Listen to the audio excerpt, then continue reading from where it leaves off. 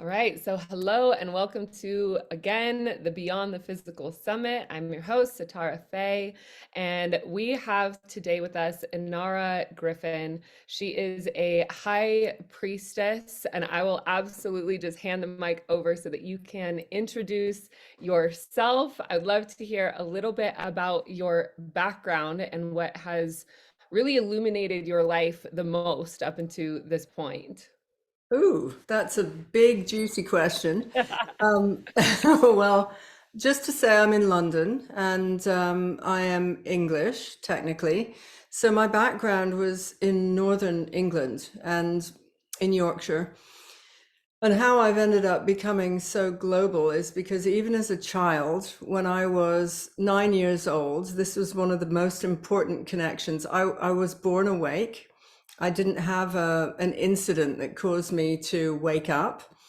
And I was living with my grandmother, who was my first spiritual teacher. And I walked down to the end of the garden when I was about 9 years old. And something happened. I had this moment where I was looking up at the sky, connecting in with everything. And I had that, I think, the first experience of real memory channeling when I was channeling and I actually remembered. And I thought, I'm connected to everybody in the world. And this is like a huge piece. I'm somehow global as a 9 year old. And when I explained this to her, whatever I said to her, she said, there are healers who heal people with milk, who dance naked on the moors, and they're called witches and healers, and I think you're one of them. And I thought, these are my people. I must follow them. It was like at 9, I was like, okay, let's go. So the second most important moment I would say that happened on the route to, yes, I'm a high priestess and I've been trained in all of those ways, indigenous to Ireland, Scotland, and England. But I also had hit the business piece because I'm a spiritual business coach. And the business was, I was not focused or interested at all in business, didn't even, I was in the arts. But when I collided with business, I realized I've got innate knowledge about it and I've got the money gene and whatever that was. But where it came from was I was in India at about the age of 26. First time to India, felt like I'd come home. And I was traveling in Rajasthan, which is the desert. And they told me that there was this sacred mountain. So one morning I got up. I was working in London in film at that time, in a film unit. And I walk up the mountain, and there's a Brahmin shrine at the top, which I meditate on. And right in the middle of it, I get this another channeling moment where I get happiness is a choice. And I feel like cells altering. Like I didn't know that. I thought some people were happy, some people weren't. But then I got this, oh, happiness is a choice. And the next piece that came down was, and you'll never be happy doing 9 to 5. So I feel alchemically changed, and I go down the mountain. And a couple of days later, I found out that my job had been given away. So the universe responded, boom, I've lost my job in London in the film unit. And from that moment on, I became an entrepreneur. And I created it by writing out a template of, if I'm going to be happy, what every day makes me happy, that I start to do it. And I do it with clients now. Like, what is your template for happiness? Not for money, not for business, not for all the other things, but what makes you happy? And that was the beginning of this relationship of putting it first, actually. So I would say that was a big, important moment. I absolutely love that through line, and thank you for making it so succinct because I'm sure there's like 3 books in there. Um, I there's a couple questions that came up for me that I would love to ask, and just dive in a little bit more because I love that you were talking about being a high priestess and not having any type of, let's say, business savvy or business desire to get into that, because that's a lot. That's actually one of the core reasons why I have decided to create this summit. My background living in Bali during the pandemic, been an open channel and psychic medium for a long time.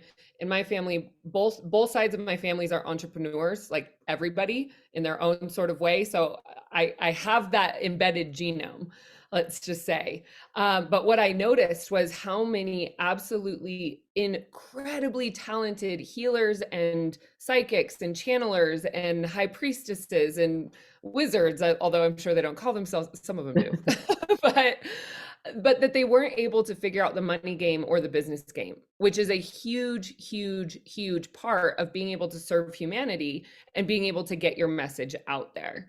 And so, what was it in that space? I know that you just mentioned in India and losing your job, but what was it that really turned your awareness into being in that role of service and playing in a bigger game and getting yourself beyond those kinds of points of resistance around the business side of things?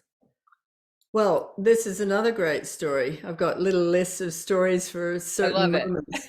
Um, I think that really I had no identity whatsoever. My family are all academics. My mum's a doctor, my father's a professor of botany and eco science. I've got a ton of uncles who are all, eccentric scientists, and so nobody valued money. There was nothing in the family at all that was to do with business at all. And in fact, there was a creeping kind of statement that rich people were all corrupt and, not very nice people and all of that. So I Yep. had that. And when I went into the arts, I was the only one who was a photographer, the only one who ended up being an artist in a way. And they loved that. I got applause and, I was credited with being the positive black sheep of the family. So roll on. I've gotten lots of strokes for being the photographer. They don't totally get it, but they like it. And I seem happy. And I then gradually, at a peak of success, so I was actually successful as a photographer, but I had this nagging feeling that kept coming up that this is not my path. It's not the end game for me. And whenever I would say it to anybody, friends or family, they would put me straight back in that box. But that's who you are. Oh, you're so happy. You're so good at that. Look at it, this kind of thing. So one Christmas Eve, I'm working in London in a James Bond style flat overlooking the Thames on my own again, because it's always solitary work being a photographer. I've done all the lighting. I'm looking out at this amazing scene, and I just thought, that's it. I'm never going back. I'm quitting, so I won't be going back in January. Nobody knows this. I'm not going to tell anyone. I've just firmly made this decision, like, boom, that's it. And then I go back over Christmas, and I think 3 days after that, I received one of those cheesy emails, which you do from coaches, which said, it's 22 years ago or so, which said, do you want to change your life? And I was like, yes, I do. And the following day, I have to fill in this thing, which is describe a house that you'd like to live in detail. And so I'm going into the detail of the kitchen smells and the scent and the textures and all of this. And then the next day they call me and they said, well, you've fulfilled this ideal criteria. Of course, they would say that, but they said that. They said you're a calculated risk taker and you would be an amazing entrepreneur. And we're going to give you 4 options of what to go into: stocks and shares, business, on infopreneuring, or property. And I just went, property, let's do it. Have no training in this at all, like zip. And then the guy says to me, and it's $6,000. And I'm like, well, I don't kind of have that. But he said, but do you have a credit card? And, even in that moment, I felt trust with this guy, even though it Yep. seemed like such a sales pitch. So I said, yeah. So I paid the money. I do this thing on my own. I don't tell anybody that I'm doing this. They still think I'm a photographer. And 3 months into it, after the coaching, the homework was to go and buy a property. And I went, oh, come on, like somebody gives you this challenge. And he said, absolutely. If you aren't able to do this, you've done all the figures, you've figured out what your actually your profile is in property, it's time to do it. And so I did it. And when I carried on with this, I ended up with a 10 million pound property, because I'm in England, so not dollars. And Right. It was surreal. It was like this momentum happened when I went, you know what? I deeply need to shift this. I don't know what it is, why I trust, but I do. And I'm going to just go do this. And so that was the beginning of me. I did many, many things. And I realized that I was not just a role model of one type, like you stick to this thing. When I would feel the turning of a thing, because that was before 2008 economic crash, I did it Right. until then. And then I was like, oh, something's turning now. I'm meant to move on and do something else. And so I've become a business coach in that capacity because I also feel when it's cycles are moving, cycles are shifting. I work with cycles all the time, the moon, the sun, the seasons, the ancient festivals, but I also work with business cycles. I think I can read trends, that kind of thing. And so, it's like that deep knowing of it's time to step up or step out. And the Mhm. results have been like pretty amazing. So now I kind of teach that. That's how it worked out. I love that. And there's one thing that I want to highlight there, because especially in this day and age, right? It's not 20 years ago when coaching was like, barely even on the field. And now it's so saturated and you can't go online without, I don't even care who you are. You can't go online without seeing some sort of online coach selling Totally. something that'll Yeah. change your life, right? Yeah. But at this point, and especially when we're inundated with opportunities and choices and which path do we want to go and what's going to help us most, there's a way to make decisions, especially with business, because so many people have gotten so burned. So many people have joined in and not followed through on their own commitment. I've even seen it in my own. It's like where we, for myself and also for my clients, where it's like that internal voice will start to block the momentum of us moving forward.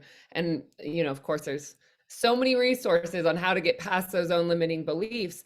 But beyond that and bigger than that, I've also noticed that there is, like you're saying, there's a cycle of opportunity that Yeah. when that like iron is hot and when that door is open, that you can make a choice out of trust, which is usually where I find circumstances do work out. Sometimes it takes like longer than we expected for the end result to come through, but also that I see a lot of people in the field, and especially now that we are in a recession as we're recording this, it's being aware of choosing out of lack. And when we're choosing to like hand over the credit card in a place of lack of like, well, this will solve the problem, and not really acknowledging what patterns and what potentials are there, and are we, or is the person who's putting the credit card forward really in a place to be able to receive that level of abundance and windfall and what's coming in and coming through. And so I love that you share those points of being in that state of trust and then that windfall opening up. I had a very similar experience when I hired my first business coach. It was so clear to me that I got this opportunity. It was a $25,000 opportunity. I'm like, "Oh my gosh." But again, the way that it came into my life was undeniably synchronistic. And I remembered sitting down in my meditation chair to decide, because I knew I was at the threshold of a life-changing decision. And I just saw across my reading screen, "This is your destiny." And it was in big, bold lettering. And if I clairvoyantly see lettering, it's very uncommon for me. I know that it is very important. And within 9 months, my business skyrocketed. It was a huge thing. And then Yeah. simultaneously, when I've been in other cycles and chosen to step forward in a place of like not feeling good and wanting that thing to be the answer to the problem that solves the riddle, it just doesn't connect. It doesn't work out. Same with relationships. Same with, it's like there's so many things there. So I love that you shared that detail, that it was a state of trust. It was that deep inner knowing, because that makes such a huge difference, especially when we're being sold to. Oh, yeah. When there's, Yeah. it's It like does. not just an opportunity. Of course, there's gain that somebody gets on the other side. How do we discern and how do we navigate that for ourselves? Yes. Another thing that I wanted to bring up, because I think that it is really beautiful, and then I want to shift into so many of the conversations that we've been having before this interview is, yes, we'll shift into that, but this one keeps coming up to me to ask. You mentioned that you were born awake, which I love to hear. I resonate with that very much. And that your grandmother was somebody who brought you into the field of, let's say, the multidimensional awareness. There was a guide that brought you into that. Now, in her passing, have you still been able to maintain a connection with her as your guide? And do you notice when there's points that she is there and connected to you as you navigate the world of being human?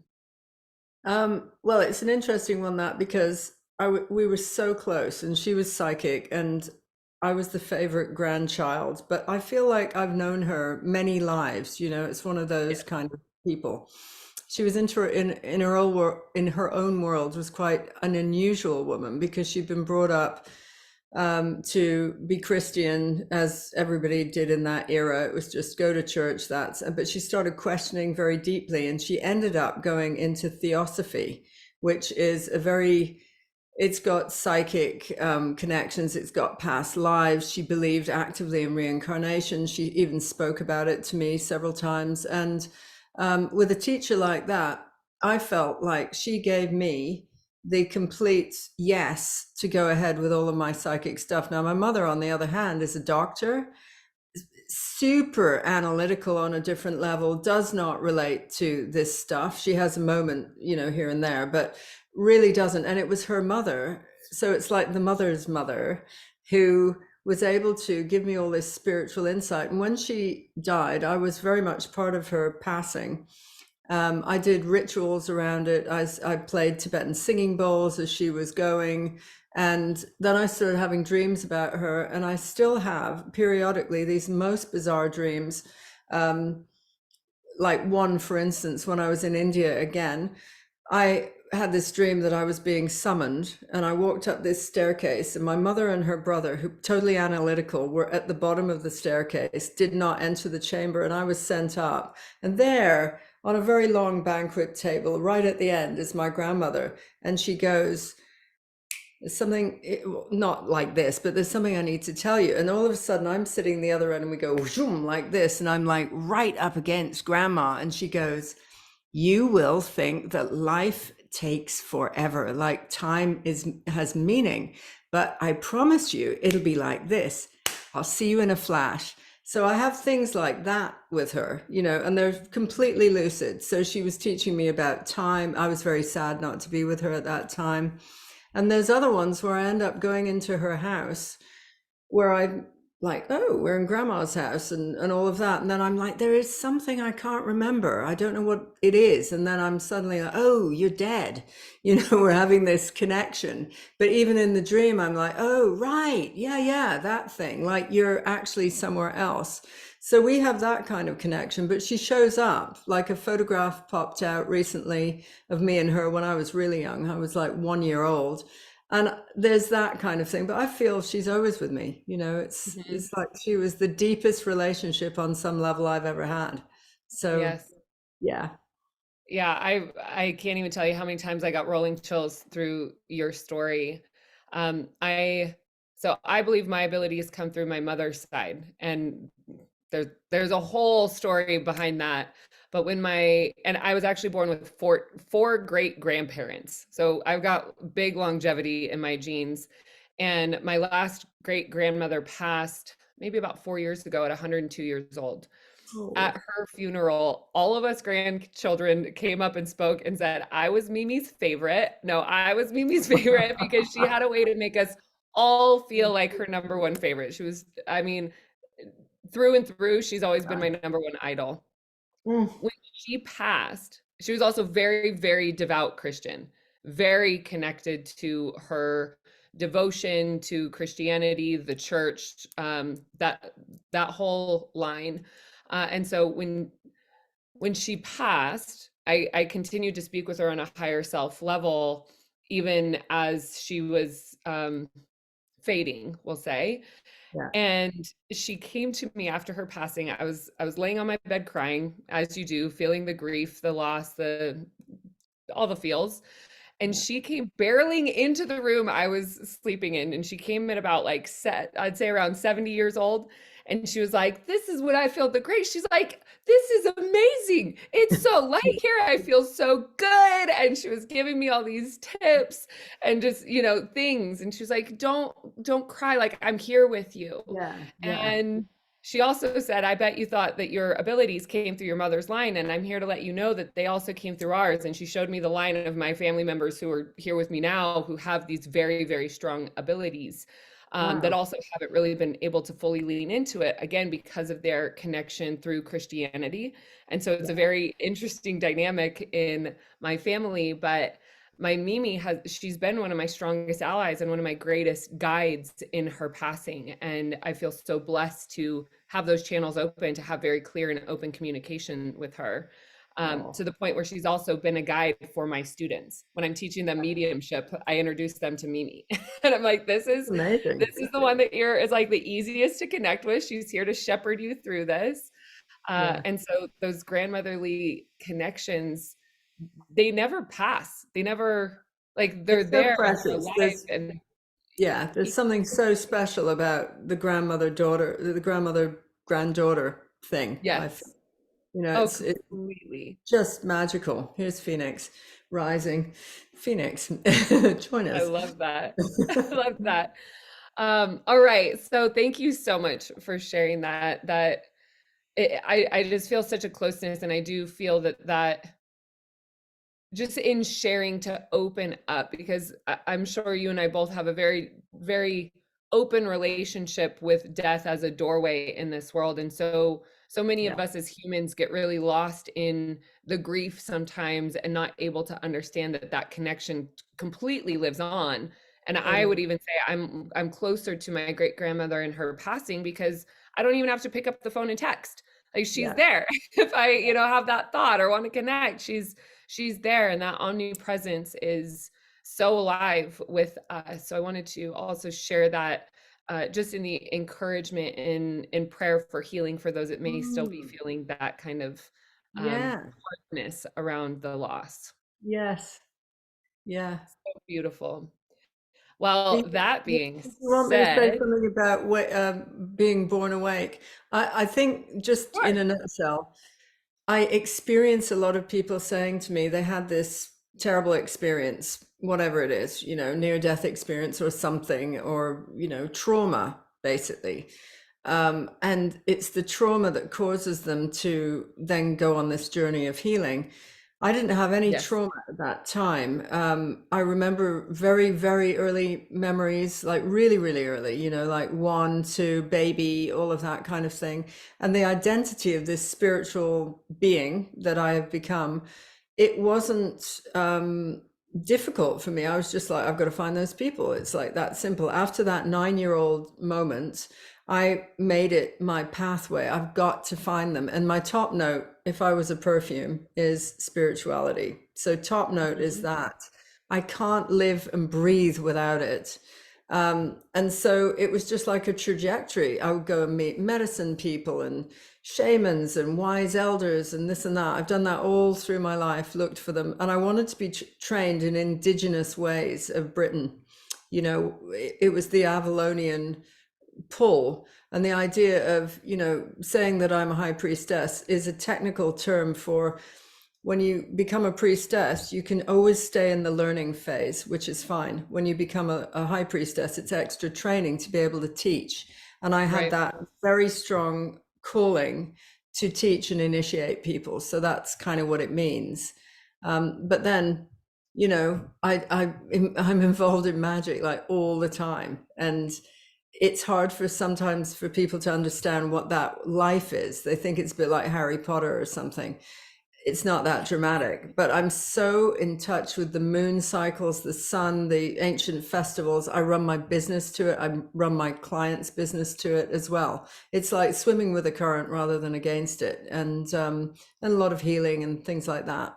So that's just that Absolutely. little response to why was I born awake? Who Yes. knows?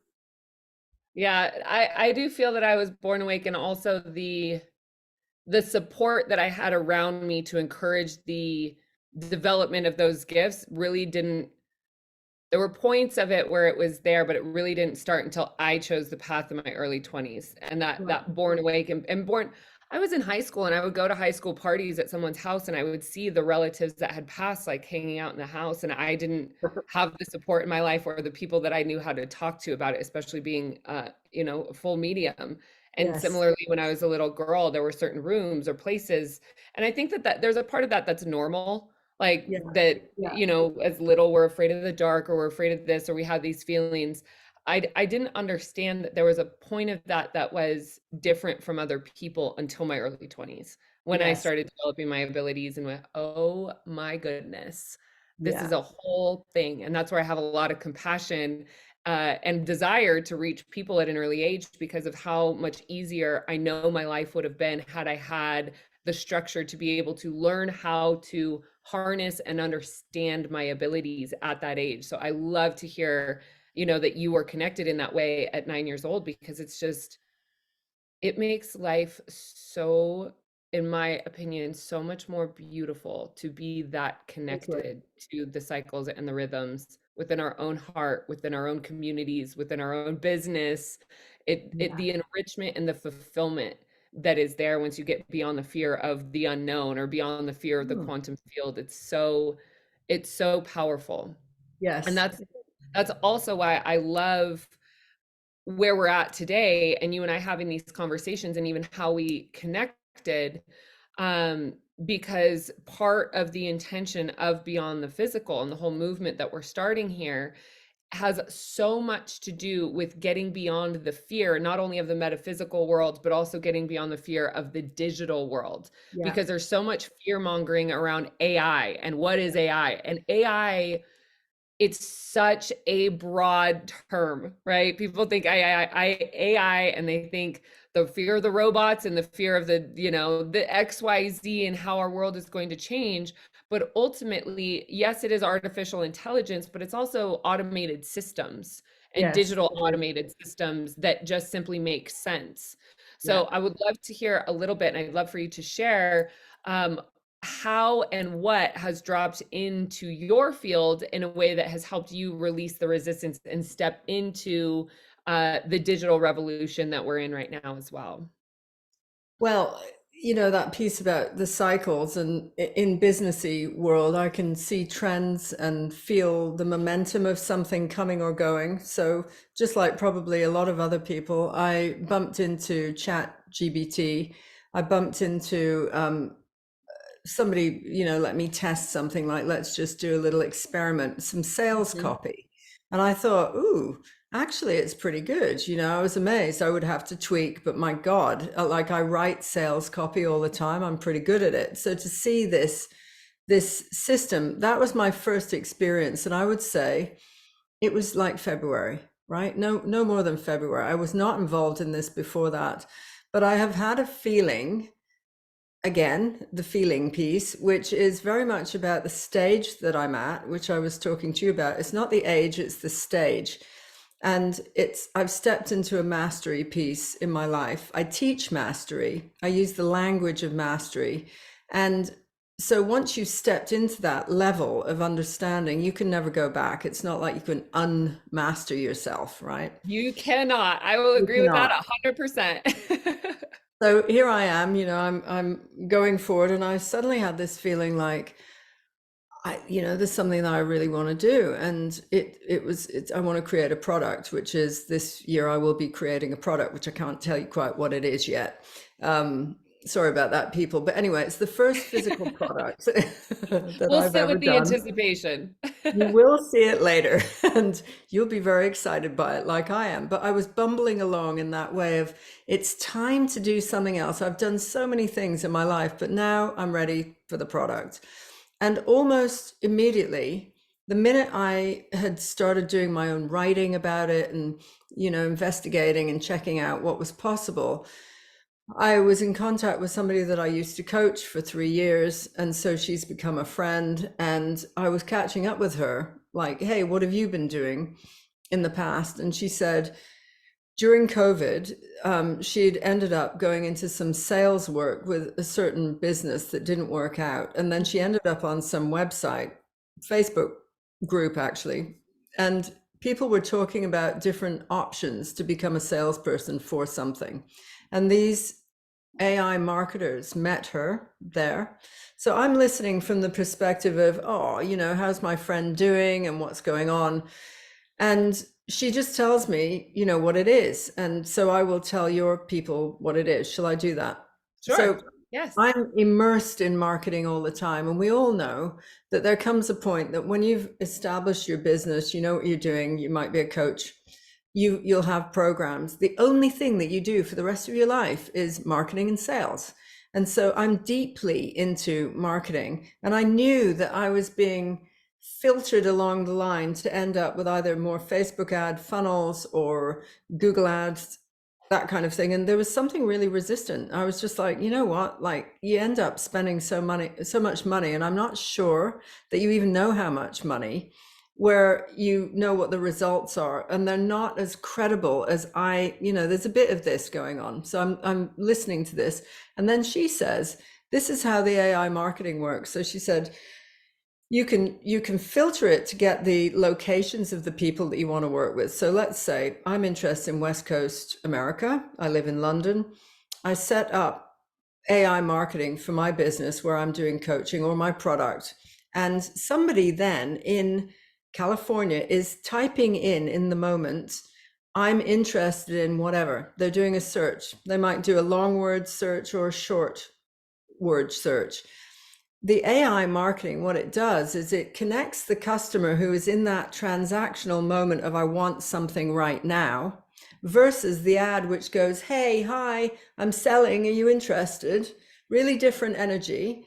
So this person is searching and they get your words, whatever it is that you're selling, and they create it in instant time, which is this AI thing. It can gather, scoop up information. It checks out the 1% of your competitors and who are the best at marketing, and it delivers your words, what you're offering in the 1% language. So you're already ahead of the game, even of the best sales that you could possibly do. Somebody clicks on this landing page, which it's called a catchment site, but think of it as an ad, but it's not an ad. And the minute they touch it, it sends them straight through to your website. Right. When they set it up, the flow of traffic to do something like 2,000 of these little catchment sites means that the literal result is you get 480,000 warm leads coming to your website per month.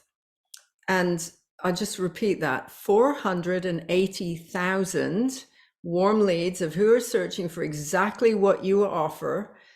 They get sent straight to your website. And then the conversion piece is, if you convert even 1% of those, you've got 4,800 people coming in per month who want what you want, and you can sell to them. So that's one aspect of it. And when I think about this global connection and cycles, I've hardly just heard about AI. The next thing I'm hearing is this insider's view of this marketing team who are working on it. They're geniuses who've worked in the back end of Google. It's expanding rapidly. And I have that full emotional body response that I had when I stepped out of photography. And I didn't know where I was going. I just knew I was definitely leaving that behind. And then the property thing comes up and I felt the same. I had the same response to it.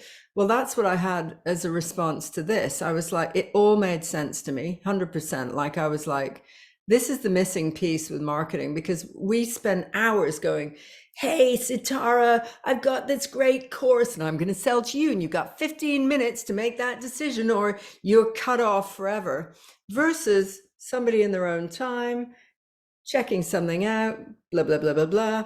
They feel that, ooh, I want it right now, whatever it is.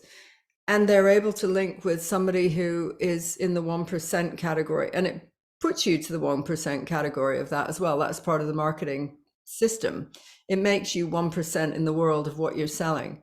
So there's so many things I could tell you about it, but the feeling about it, strangely enough, even though this is tech, I felt the connection piece, like, hey, in the unseen world, actually, this is rather than that cold marketing, which is so annoying. And there's something about it, like it reminds me of used car salesmen who are screaming at you and trying to get you to buy something that's horrible that you don't want. This is different.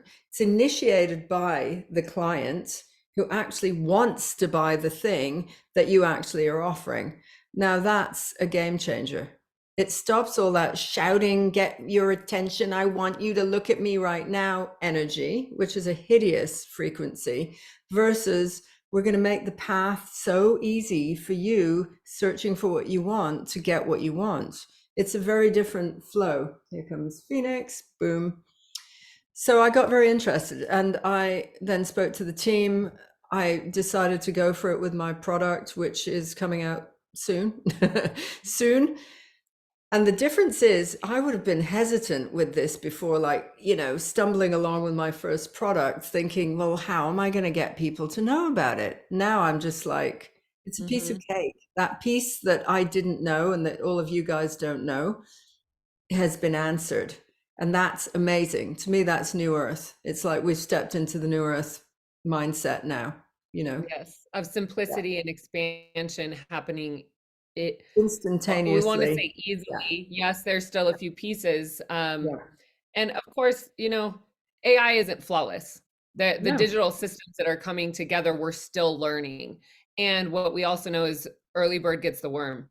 that's right. That's what grew my business, and that's where I hit a sweet spot, was because I started doing Facebook Lives like the day, if not like definitely that week, if not the day that Facebook Live came out. I was like, Right. you mean I get to start making videos to make my own commercials for my own thing? Yes. And Yeah. along with that, what I will say is that I also was working with my angelic guides who were guiding me to create the Earth Angels program, year-long mastermind training. I knew that these soul contracts were alive and well. I knew I was going to be calling these systems in.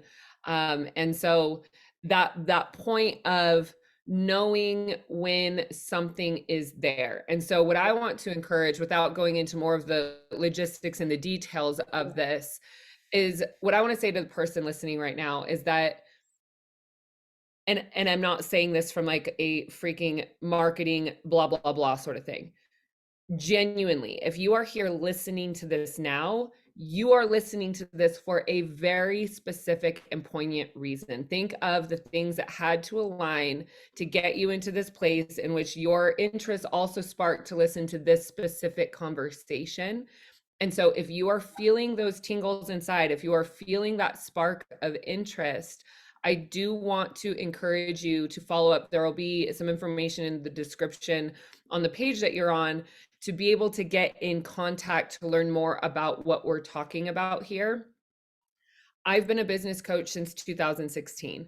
That's when my alignment really clicked in with, okay, this is what I am here to do. And in the times that I've resisted doing the business coaching, things didn't go so well. And now that I'm back in doing the business coaching, things are going really well again. So it's kind of funny. But with that, what I want to point out is that for me to teach people sales and for me to teach people marketing, there are so many exhausting details around Instagram, YouTube, Facebook, LinkedIn. Which platform do you pick? What's your branding? What's your this, that? And yes, we do need to have all that, also that infrastructure put into place in order for this system to sort of work. But what I do want to encourage again is the relevance of the timing in which you are listening to Inarra speaking about what she is speaking about. And I myself am very interested in jumping on board with this because of the experiences that I've had in the crypto world and the people who I have read, who I have seen as their divine birthright and their genetic encoding to create the technology of these systems. It's Yeah. not this like reptilian weirdness and all this No. other dark stuff that's not there. So if we can learn how to be able to access these connections and these resources to expand our ability to serve, and knowing that the alignment of the integrity of the heart must be in place first. That's like first and foremost step. And then the resources and the connections to this come into place.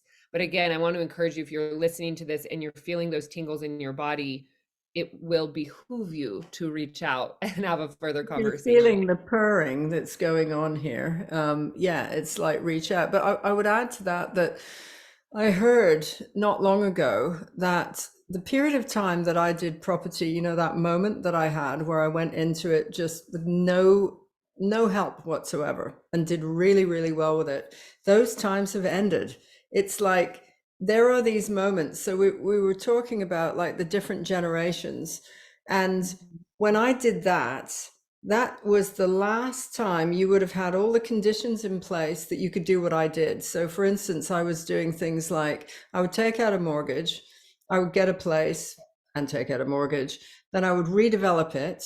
I'd go and take a team in and gut it and make it look beautiful. Within 6 weeks, I would remortgage again, and I would be taking out 100,000 at a time. Like it was like boom, you know, you could do that then. You cannot do that now.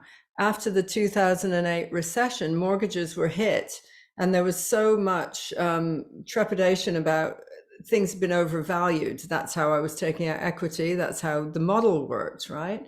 But all those systems have shut down. And so the next piece was the next generation were going to be able to make business online. If you have an online business now, which I started years ago and you started years ago, we are even now, the forerunners who are able to make millions online. And as we have kids or, you know, people who are who are younger than us, they will not be able to do that again. Now we've got AI. AI is this moment, which is going to be like, for some, you'll be able to make millions very quickly. And then that moment will go. There's this piece about timing and replication of a system that stops it being able to go on forever. And that seems to be what I'm known in some circles as sort of the queen of timing.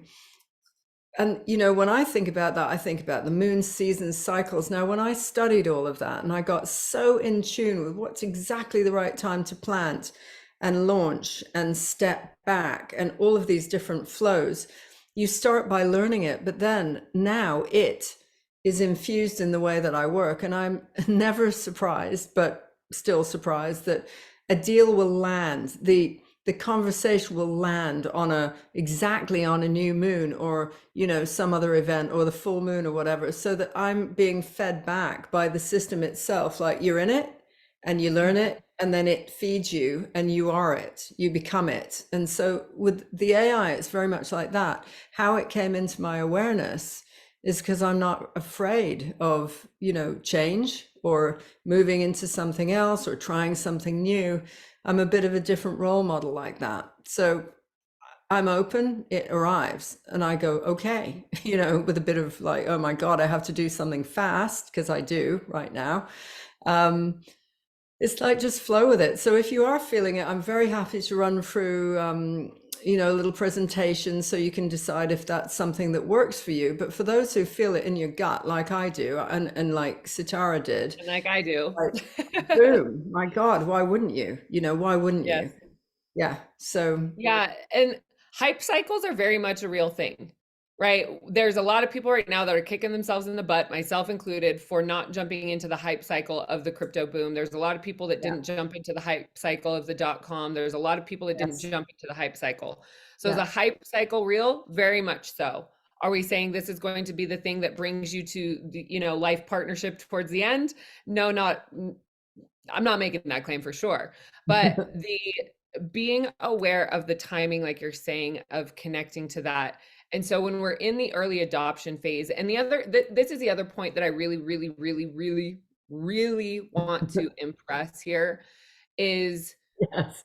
fully checking into the discernment of your intuition. Because it's not just this opportunity, right? You might be listening and hearing this and saying, well, there's other opportunities that are here. There's this that's come into place. There's this that's come into place. And it's so important to let a seed be planted and to continue to feel how you feel by it. Because sometimes we can get really excited in the initial conversation that would ignite very quick movement, which of course is encouraged. But if there is not 100% full connection to it, and that sometimes also means leaning into your own resistances and your own limiting beliefs to be able to receive fully what's coming in, but Yeah, simultaneously the awareness of what opportunities are there and being able to do the grounded due diligence about what is important and who you want to be connected to. Because especially when you start stepping into the field of playing a bigger game, your reputation starts to become a part of, what is on the line, and those types of relationships can continue to bloom in ways that go far beyond any sort of monetary value in any way, shape, or form. And so that's just kind of my 2 cents around being in a space where there's a lot of bamboozlement and there's a lot of big promises and there's a lot of, well, it's too good to be true. There's a lot of, how things are shaping up because of the bigness of the potential of this digital revolution. yeah, And there's a lot of dreamers, there's a lot of visionaries, there's a lot of people that want to impress a big Maharaja thing of what's possible. And what I have learned, especially living in Dubai, is that if you knock too hard, the whole building will fall down. And if that's the case, then we need to be able to access that level of discernment, synchronicity, how things are coming to us, and being in that place of trust rather than in that place of lack and scrambling. yes, And so that's just kind of my teachable and coachable moment in the air of trusting yourself as you navigate the decisions of who to connect with and who to work with, because yeah, it's just so critically important, as well as being emotionally and energetically agile, and as an entrepreneur being willing to pivot yeah, to, okay, well, this has dropped in because this momentum is happening and this magnetism is bringing these opportunities into play, and so which ones are for me? And yeah. I love the game of entrepreneurialism. I Me too. love the game of I making think if deals. I you're love it. I It's think if so you're good. 100% responsible, right, for your Yes, actions, the good, the bad, the completely. ugly. Like I'm at that phase. That's what I mean, mastery. It's like I am really happy to go on this journey. There are journeys I've gone on with other products and whatever in the past that I've gone like all the way down a route and I go, yeah, no. And I leave the money behind and I feel totally good in my cells. Like I can recreate that again. It's not, oh, I lost out, poor me, or whatever. You have to be at that point where you're going, okay, I am taking responsibility for this. And that means all of it. And so if I'm making a choice to step into something like this, we know there's a timing piece. Hmm. Well, just be prepared to accelerate for a short period. Like it's not going to be forever. You can relax at another time, but if you really do want them, then just jump. It's just like that. Just jump, and then you can take time off other times. But I mean, for me, it's always about. I think it was Warren Buffett who said he will only work with people who he likes, who he trusts, and who are excellent at business. If there are only two of those things, he won't work with them. So even if he likes them, they're excellent at business, but he doesn't trust them. Or if, you get other combinations of that, it's got to be like you really feel the flow. Absolutely. Yeah. Absolutely. Well, Anara, I want to say thank you so much for sharing your wisdom and opportunities and your life experiences. I Thank you, love Nancy. how we have been able to connect in this way, as well as, being females in an entrepreneurial industry, as well as very magical, awake beings. Yes. And seeing the value of what the digital revolution has in being able to share the wisdom and to be able to serve on a bigger level. I've Yeah. known since I was little that I was here for big and massive things, and to be able to grow into the woman that I'm here to become has been no small feat by any means. But I know that point of expansion and exponential expansion is going to be so much easier by utilizing the right tools that are available to us now through this digital revolution, and the people who are here as innovative tech geniuses creating this and creating this by their soul encoding, which Yes. is where and why there isn't dark energy. If the dark energy is there, it's because of the malintent that has been embedded into the creation of it. And that is true for anything and everything. Yes. Politics, doctors, lawyers, it's across all industries. So that's the myth that I really want to bring to light and bring to the illumination, is that it comes down to the hearts and the integrity of the people, like you're saying, that you choose to work with. Yeah. And so I honor you so much, and I thank you for sharing your wisdom and time. Are there any closing thoughts that you would like to share with us before we close this conversation out? I would just say simply, we're not on the planet for very long. If you look back and you think you would have any regrets, then look at those things and as if it's like right now. And for me, that's the momentum that keeps me going. I want to have a fabulous life. I want to try all of these things and see how I can touch people. And, I'm really here to really work with healing the planet. And so I work with big money because I think it should be in the hands of the good guys, the ethical guys like us. And that's why I'm not afraid of it. It's like, Yes. bring it on. Yes. And so, go for it, Yep. basically, in short. Don't live a life of regrets. Just go and expand yourself and have fun.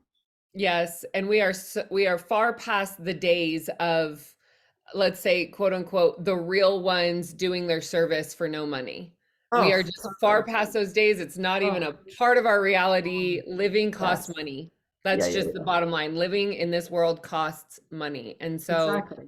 yeah, doing the work to lean through all of that and not being afraid of big money and playing a bigger game because we are available to it Yeah. takes courage to lean into the fear of your own power and the fear of your own capacity.